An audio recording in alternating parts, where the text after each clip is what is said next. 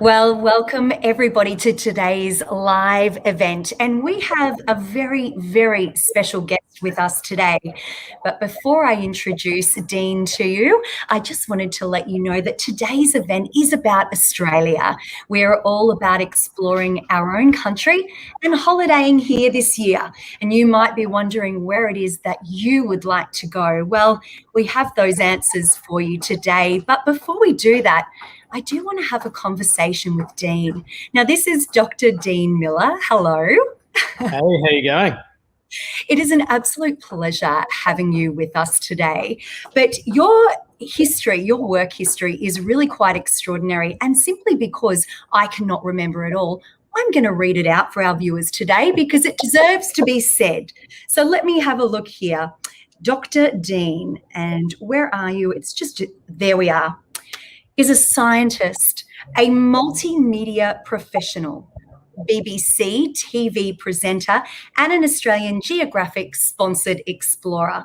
Sounds very exciting. You certainly have lived the life with explorations both to both poles. And of course, now you really are at home on the Great Barrier Reef and working on your legacy projects.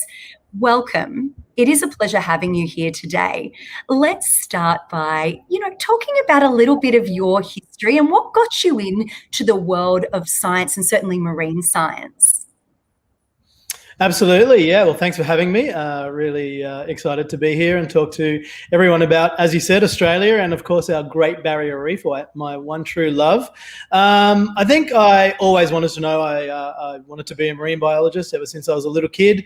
So it was very easy for me to go down the path of selecting the right subjects in high school and then university. And starting off in Melbourne, I always wanted to make my way to the Great Barrier Reef and find something a little bit warmer. And there was always a big attraction to coral reefs. I mean, they really are the most impressive environment that I know on the planet. There's such diverse and abundant areas for wildlife. And, unlike other spaces, you are absolutely surrounded by the fish, the coral, the colors. It's kind of almost being in like like in Melbourne City in peak hour. It's a really busy place, and it's really hard to find that in nature. But coral reefs seem to have that in spades. So for me, being a marine scientist was always a natural progression. As you said, worked at both ends of the pole. So spent nearly 2 years in the Antarctic, another probably 6 months or so up in the Arctic, and everywhere in between. But as you say, the Great Barrier Reef is very much my home. I live in Port Douglas, and I get to see this amazing place every single day. Yeah, absolutely. And the Great Barrier Reef is truly one of our treasures. And certainly as Australians, I would encourage us all to visit at some stage. And why not now? It's very much the opportune time to go. But your work is just so purposeful and so much deeper. And I know that you are exceptionally passionate about making sure that we can preserve and restore the Great Barrier Reef because it needs to stay and be there for generations and thousands of years yet to come. Tell me a little bit, if you could, Dean, about what has happened to our beautiful reef over the short period of time through what you mentioned, the 3 bleaches. Yeah, absolutely. And I think I really want to start by saying it is still very beautiful. It is the largest living ecosystem on the planet. It is stunningly amazing when you go out there and, you do really experience that hustle and bustle of a very busy city underwater. There are still very beautiful spots. But as you say, in the last 5 years, we have experienced 3 mass bleaching events. And this is not restricted to the Great Barrier Reef alone. Every coral reef system since about 2016 has experienced coral bleaching on some level. Now, this is where the water temperature has just gotten too warm for the corals to basically survive.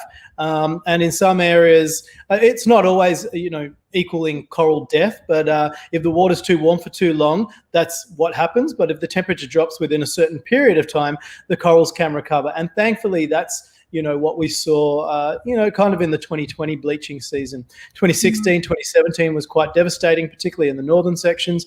2020 was more widespread, but not as severe. But, this is now sort of commonplace, unfortunately, in our oceans. This is the world that we live in, where climate change is, affecting every part of our lives. And I think as Australians, the 1920 summer really opened our eyes to what a warm, hot, kind of Australia can look like with all the bushfires. And that wasn't just occurring on land, it was also occurring underwater. So we did see the coral also bleach there. So, look, the Great Barrier Reef is doing it tougher than it's ever done before. We're not going to, pull any punches there, but that doesn't mean we can't do everything we possibly can to ensure that it remains as beautiful today as we hope for tomorrow. So we're doing everything we can with the Living Coral Biobank here at Great Barrier Reef Legacy, where we're going out and collecting every coral species on the Great Barrier Reef and holding them in land-based facilities so we can basically preserve them in almost a coral ark. So like the big seed bank up in Svalbard for the world's plants, this will be an iconic preservation facility for the world's corals, starting with the Great Barrier Reef corals. So it's a big, ambitious project, and we have the support of many, many Australians. But it's really important that we take this opportunity that we have now, while we still have really good coral quality, and preserve it for the future. Yeah, I think that's an extraordinary project that you are running there. And no doubt there is quite a number of different species of coral that you do need to collect for the biobank. And I'm wondering how many species, I guess, you would expect to collect from the Great Barrier Reef to assist in the regrowth of our beautiful region. Sure. So there's about 400 species of hard coral on the Great Barrier Reef, and there's an additional 400 species or so for the rest of the world. So we plan to collect all 800 of those species. We want the full collection of living corals to preserve, and then support other research and restoration efforts. So what we're really trying to do is just have on hand the collection of the living biodiversity of corals. So then we can provide researchers and those interested in restoration with those living fragments or tissue samples or genetic material to aid in research and restoration efforts. So we personally won't be rebuilding coral reefs, but we'll hold that living stock that's going to be essential to do that in the future. That's extraordinary. And that's just one of the projects that you are currently working on. Of course, the next one is with a very, very, very special marine animal, and that is the dwarf minke whale. Tell me all about that. It sounds just absolutely awesome. Yeah, look, this is a whale species that was only really discovered in the late 80s. Before that, no one ever knew they existed, but because they are so curious and inquisitive, they actually come up to dive boats in the Northern Great Barrier Reef, and what they want to do is interact with people. It's there's nothing else like it on the planet. This is the only known aggregation or predictable aggregation of this species. They do occur in other places of the world, but this is the only spot where they predictably come every single year to, sometimes within a 10 or 20 meter area of the entire Great Barrier Reef, year after year, with the same individuals, sometimes bringing their calves. You can see a picture here of people holding a line, and this is what we do. We have the lines off the back of the boat. You're very predictable in the water. The minkies get very curious, and they also, build lots of confidence with you just holding that rope, and they just come closer and closer. And we can have these encounters go across the entire day, so for up to about a 12-hour period. And the best encounter we've ever had was with about 50 individuals over the course of that day, with them coming less than a meter away. So this is an animal that's about 7 to 8 tons, about the size of a minibus, that is super duper gentle, extremely inquisitive, and really just wants to come and see you. So we run these expeditions each and every year. This will be, I think, my 20th season with these whales, and I've also filmed them for Sir David Attenborough in his last series on the Great Barrier Reef. So they are becoming more and more well known. But yeah, this is an amazing wildlife tourism experience, and one that if you ever get a chance to do, this should be right at the top of the bucket list. There's no food incentive. We don't, entice them in any other way except for just being in the location, and then they do the rest. So this is world class.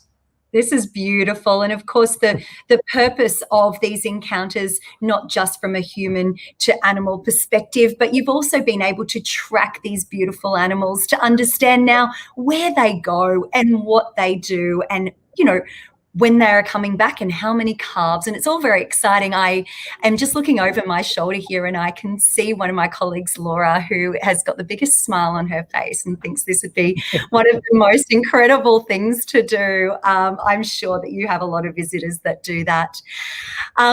Dean, I am just so grateful for your time here today. I am sure that you have a message for our fellow Australians about the Great Barrier Reef that you wouldn't mind sharing, perhaps a little takeaway for them. Sure, absolutely. Look, the Great Barrier Reef, in my mind, is, you know, the greatest, natural environment on the planet. But don't take my word for it. Come and see it for yourself. It is an amazing place. And really what's going to save it at the end of the day is tourism. We need people to continue to come and visit, to, you know, visit the region, to support our local communities. And by doing that, by coming and visiting our areas, then you're helping to fund these projects that we're running. And, you know, that's what it's really all about, this kind of I guess tourism with purpose, or adventure with purpose, we like to say. So when you come to places like Port Douglas and Cairns and see the Great Barrier Reef, you're actually contributing to some of these great projects. So come on down, see the Great Barrier Reef. Contact us if you're in the region at Great Barrier Reef Legacy. We'd love to help you out or show you around. But yeah, it's just one of those places that you do not want to miss. So if you've never seen it before, come and see it for the first time. If you've been here 100 times, come and see it again. It's still beautiful. It always changes. Dean, thank you so much for joining us today. Thank you for all the work that you're doing with our beautiful Great Barrier Reef. We really, really appreciate your time. My pleasure. Have a fantastic day. Thanks, Dean. Bye. Bye. That was extraordinary. And thank you to Dr. Dean Miller for joining us here today to talk about the Great Barrier Reef legacy and what it is that he's doing to help preserve and restore the Great Barrier Reef, one of the UNESCO World Heritage Sites. And of course, the Great Barrier Reef is, you know, located along the Queensland coastline. I'm sure you already know that, with the southernmost point starting in the Bundaberg region and going, of course, right up to northern Queensland. We have a number of different itineraries here at Inspiring Vacations to be able to assist you with going and visiting this exceptional region, including cruising and land tours, whatever takes your fancy. We will certainly put a note in the comments. But we're not done here today. Today is all about seeing Australia, holidaying here this year. And I'd like to invite to our stage, in our head office here, our head of travel, Brendon Cooper. Welcome. Welcome. That sounds very grand. Thanks, it's really grand. I'm going to plug you in here and I'm going to give you this little microphone because we are a bit of a noisy bunch here, and you might hear some footsteps in the background, and that's just because we're busy little bees. But thank you so much for joining us. Holidaying in Australia. Yes. It is, you know, that's where we're at and we're excited about it. I think this is a really unique time. You've probably heard me say it before because I believe it deeply. And I even had a great conversation with my mum about this. This is such a unique time where we can see our own country with our own countrymen. Exactly. Like this never happened. This is not going to happen again. This is a once in a lifetime experience. I think it's really special. It is. I mean, we were just having a chat, obviously, just before this about, you know, a conversation I literally had just yesterday about this exact scenario. A person, an Australian, had gone out to Uluru to see the Rock. And actually did a tour of Kings Canyon. Yeah. Now, usually Kings Canyon would be flooded with people. You know, they are in the industry. They send a lot of people to the Red Centre, so they're very familiar with those peak seasons that come up, especially from our inbound travellers, which we obviously love to see. Yes. But, you know, it can be upwards of 1,000 people in Kings Canyon. There was 4 people. Oh, my God. And this was in peak season, in the day that she went, 4 people in the canyon. So they almost had the place to themselves. What a magical experience. Yeah. That would have been quite special. It is. And I think a lot of people think that, you know, it's just going to be horrendously busy domestically, but Australia's such a big country. I mean, we've got so much space, and the amount of inbound guests that we get a year, you know, there's a huge void without those people. So now's the time. You know, it's terribly sad, obviously, for the operators that they're going to have, you know, a softer season in some cases, but it's a great opportunity for us to get to these places, and they're really, no one else is there. You've got them to yourself. Totally. And it's one of those moments for many people where you can hop on our website, quite literally go to our Australia page and walk through all the different adventures and opportunities and the states and all the different tours that we can offer, both on tour and, of course, we do have self-drive opportunities as well. And you will literally find something that excites you, that you will want to go on holiday and explore and see. But you've got all the information, let's be honest. I want to know a little bit about what you're seeing. Where are we traveling to? What's popular? Yeah, okay. We've been talking about this now for a couple of months, and the prophecies come true. What we're seeing at the moment is just a really, really busy season for that top part of the country. So anything ranging right from the top of WA in the Pilbara and the Kimberley, right across to Cape York and far north Queensland. All of those regions are just going to have a very, very big bumper season coming up. Especially, we're coming into that period now. So you go to those destinations when it's cooler, which is winter for us. And so really from May through to September, I would think for most of those locations, it's going to be a busy time. And so that's where we're seeing the demand at the moment. Everybody's going to the Kimberley. We were joking before, I think Broom's going to be the next Bali for most Australians. Everyone I speak to seems to be going there this year, which is fantastic for Broome and that local region. But it is going to be busy. Kimberley and Cape York, those places are booked out. Yes, absolutely. And I think that is something to remember.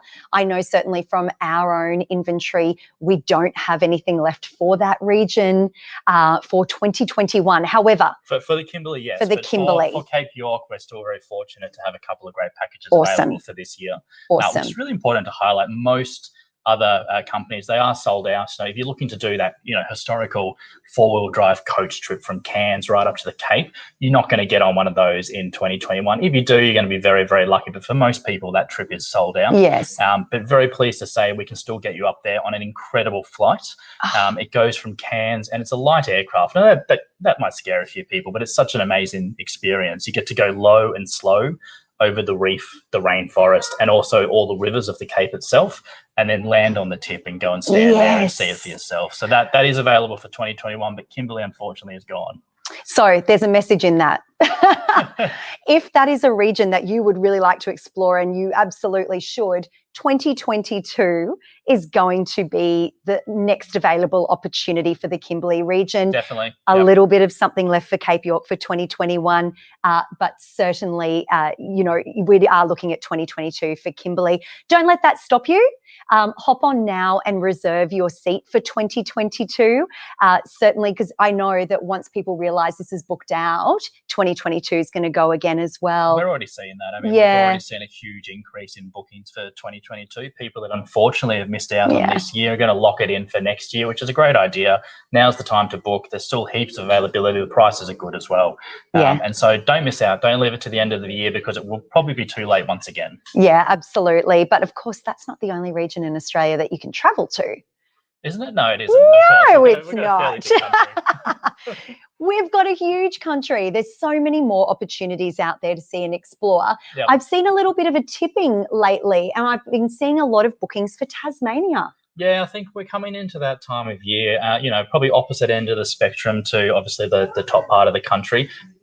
Winter time, still a great time to go. Too cold for a lot of people. So we're coming into that booking period where people are wanting to go, particularly for Tassie, anywhere from August onwards. It's just a great time to go. Starting off a little bit cooler, getting into those summer months, obviously around December, January. And so that's what we're seeing at the moment. It's probably going to be the next hot destination for a lot of people is Tasmania. It really seems that way, actually. And I know that there's a couple of itineraries that have really taken people's fancy. And I did mention before about self-drive, because that's a great opportunity, especially around Tasmania. And we do have a 12-day self-drive itinerary, which is just awesome. And Tassie's just such a driving destination. The roads are so easy to get around. It's quiet. There's not too many people obviously clogging up the highways and stuff down there. And it's really scenic. It's so beautiful. I've always kind of associated that Southern Island of New Zealand and Tasmania to have a very, very similar kind of landscapes, but it's right on our doorstep. It's only a short flight across. And so it's a really, really good opportunity to go down and see Tasmania. And as Cass said, we've got a great itinerary. I think it is best seen by road. This one's not part of a group, so you actually get the flexibility of having like a nice independent experience, which I think people really enjoy, because you get to spend more time in the towns that you want to stop in. You get to go through the ones that you don't necessarily want to stop in for too long, but you get to kind of choose your own adventure, I guess, and make it that trip into your own trip. Absolutely. Which is great. But we've included all the must-dos, some really, really fantastic experiences, a fantastic winery visit with a lunch, an adults only in the captain's class, going out in Wineglass Bay with oysters and salmon and drinks and lunch is just incredible. You also get to go down to the Tasman Peninsula to see, obviously, the convict settlement down there that was there with Port Arthur, which is fantastic. And something I found really interesting about that little part of Tasmania is it's actually the last habitat where the Tasmanian devils have been affected by there's a cancer essentially that affects their mouths, and what they've done is they've stopped it because there's a tiny little bridge onto this peninsula that they've actually eradicated it, and it's the last bastion of these Tasmanian devils that aren't affected by this disease. Wow. So it's actually really interesting. That is really cool, actually. Tasmanian itineraries are spectacular. And as you mentioned, with the self-drive, we include everything that you need, as well as a suggested itinerary that you can take and included day tours. Wineglass Bay is probably one of the highlights for me. Lonely Planet's voted hands down one of the places you must see before you die. So it is an incredible place to visit. And we've included the car too, don't forget. So it's super easy. Fly into Tassie, you get to do a full loop of the East Coast and the West Coast. You've got the car there to use at your disposal, and the accommodation's superb as well. Yeah, I love that. That's very exciting. So hop onto the website and have a look at those Tasmanian itineraries. I'm sure you'll find something that will suit you. Yep. Other destinations that we really must mention at the moment, Brendon, do you have any that really you're passionate about? Yeah, look, I think continuing along into, what's going to be, I think, a big summer for the sort of southern part of the country. There's probably two locations that we're really interested in trying to get people to go and see. One is the Eyre Peninsula in South Australia. And what you can do with that one is you can combine it with Flinders Ranges, which is fantastic. So you get that outback and coastal type experience. And then again, you get to go down to the Eyre Peninsula, which is kind of just on the cusp of the Bight there. And you get to have that sort of gourmet experience as well, where fantastic seafood comes from as well in that part of the world. Plus you get to go up to the Flinders Ranges, which is just like another world, rock formations that are tens of thousands of years old. It's just absolutely stunningly beautiful. So that one I reckon is a must do. And the other one I really, really like is that sort of southwestern corner of WA. Yes. Again, another fantastic gourmet region with the Margaret River, go down to the coast to Albany and Esperance, but also you can go inland from Perth and actually see Wave Rock, which, one of these geological formations, which is just, how did it even get formed in the first place? It looks incredible. It is absolutely incredible. But, that just reminds me, we sometimes forget about these landmarks along the way. And it's not until somebody mentions it, don't you agree, that you go, oh, gosh, yes, I really must do that on my next trip. And don't forget, guys, we are live. So if you do have any questions for Brendon as we are talking, we absolutely would love to hear them. I love that southern area of WA. I am very fond of Margaret River for many reasons. Not just the wineries. Not just the wineries.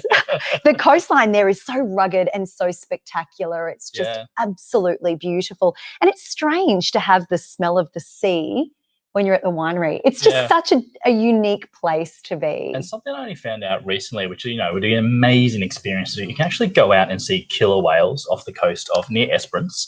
I didn't actually know you could do that in Australia. I thought that was kind of reserved for the Arctics and, the Alaskas and stuff like that. But it's a fair way offshore, but you actually can book a day tour to go and see killer whales in that location of the orcas as they're known, which would just be amazing. That would be brilliant. Yeah. And that just reminds me, Laura, she's going to hate because I've brought up her name a couple of times on this live, but it's only because we've been talking about her holiday. She's laughing at me over there. Is actually going to go to Nigaloo Reef, which is on the west coast, of course, much further up near Exmouth and then Nigaloo Reef just before Broome, to go and swim with the whale sharks. She's all booked in and ready to go. How exciting is that? Bucket list experience. That is a bucket list experience. There are bucket list experiences all over Australia. I saw some images of Ayers Rock over the last couple of days, which you know, seeing the water fall off that beautiful, incredible, vast red rock Doesn't happen formation. very often. I mean, it's incredible to see So that. amazing. Yeah. So amazing. So that reminds me of the Red Centre. We haven't even spoken about that. Yeah, it's a funny one. I mean, you know, it's such an iconic heart of Australia, right? I mean, it's right in the centre. It is Australia's heart, and it's such an iconic rock formation. I think a lot of Australians leave it to another time. We'll go and see it. You know, we'll go and see it when we're ready. I reckon now is the time to do it. It is incredible to go out there. I think just the contrast of the really red dirt, you know, with the amazing sunsets and the incredible stars that you can go out and have the dinner under the stars. Oh God, it is exceptional. You just don't see that anywhere else. I mean, you're away from all natural light, and you're just away from most man-made formations. It is a really, really humbling experience to be out there. Yeah, I do recall doing Sounds of Silence dinner. That's what it was many years ago, and it is one of those moments you just will never forget. I did the less upper class, but it was still very nice. I got to have a under the stars barbecue, which was incredible. Oh, so that's fun. It is catered to the international markets. Yeah, like, you know, you get to have the local fare, I guess, in terms of the kangaroo and stuff like that, which some people might find a bit funny, but that's what the experience is all about. But it is incredible, and it, you know, 1,000,000 star candles they call it, because the sky is just littered with stars, which you just don't see anywhere else because there's too much light pollution. Absolutely. Oh God, traveling Australia. This is, we've said it already, a very exciting, a very unique time. We've got availability for 2021 and 2022. Get on and have a bit of a look around. Yep, now's the time, 100%. I mean, you know, New Zealand. I'm not going to celebrate until we actually see that happen. That's but, it. You know, that could be a great location in 2022 as well. But I still think Australia is the place to be, particularly for this year. Just get out and see it. Get out there and see it. Let's leave it at that. That's a great message. Get out there and see Australia. Have a great day, everybody. See you. Bye-bye. Thanks all. See ya.